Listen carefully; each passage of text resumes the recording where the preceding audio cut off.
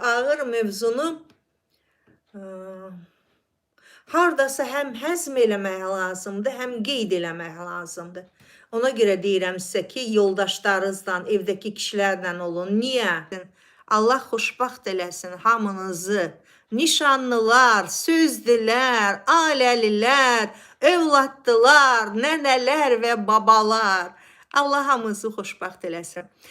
Deyirlər ki, qadınlarda emosional tərəf güclü inkişaf eləyir, kişilərdə məntiq inkişaf eləyir. Ona görə çox vaxt toqquşmalar olur da, eyni bir şeyi başqa cür görürük. Kişilərin baxışı dediyim kimi məntiqləndir. Kişilər sizin burada yaxşı gəlir qazandığınızı görəndə, məsələn, inanar ki, burada pul var.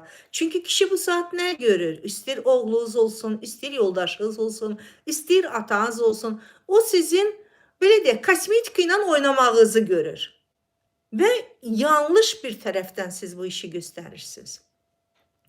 Düzdür, biz qadınların üstünlüyü bu iş için odur ki, bu biznesdə emosional intellekt inkişaf eləyir bu biznesdə. O qadınlarda daha çox olur. Çünki biz daha emosionalıq.